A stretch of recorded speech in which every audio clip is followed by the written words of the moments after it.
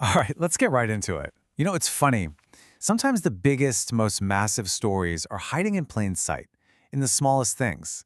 Today, we're going to unpack how one single, super simple sentence tells this huge story about how our whole relationship with work has been turned upside down.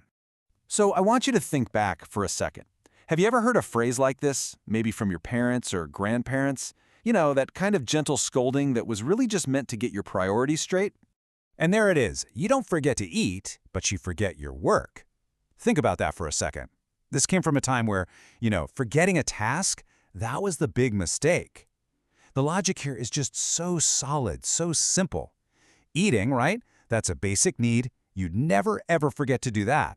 Work, yeah, it was important, but it definitely came second. I mean, this saying comes from a totally different world.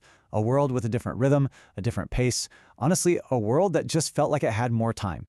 See, in that world, your job was just one piece that fit into your life. Your life wasn't built around your job. The whole day was anchored by these natural things, sunrise, sunset, and of course, mealtimes.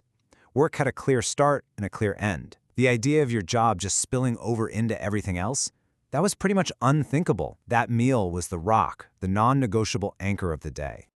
So that was the old way of thinking. But what happens when that entire logic gets flipped completely on its head? Which of course brings us to right now. Welcome to the modern reversal, where that old scolding, it doesn't just sound old-fashioned, it sounds like it's from another planet. And this is the punchline. This is the brilliant little bit of storytelling craft that got this whole explainer started. The sentence completely flips. Now, in our work, we even forget to eat. Wow.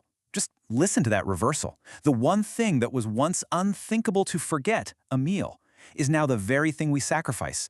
And we sacrifice it for work, the very thing that used to come second. It's wild. And that is so, so important. This isn't just a clever play on words.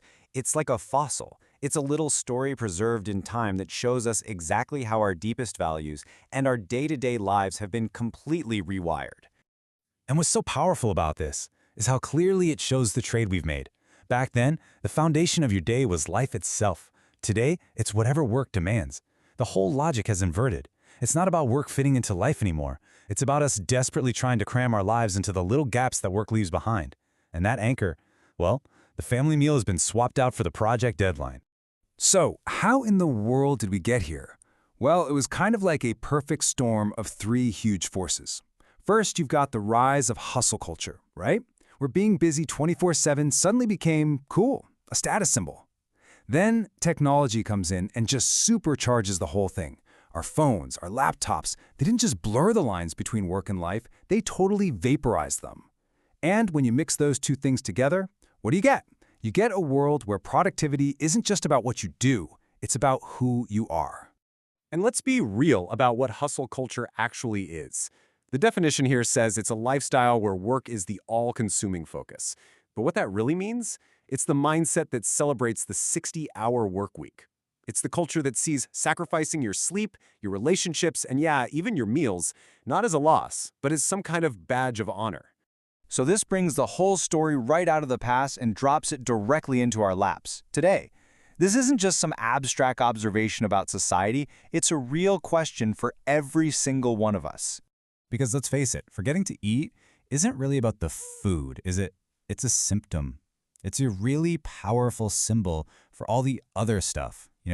Rest, hobbies, just time with people you care about, mental peace, all the things we've quietly, maybe without even realizing it, traded away. And this brings us to the final, really important question we should probably all be asking ourselves. As we're all trying to optimize our lives for maximum output, that one single flipped sentence really forces us to look in the mirror.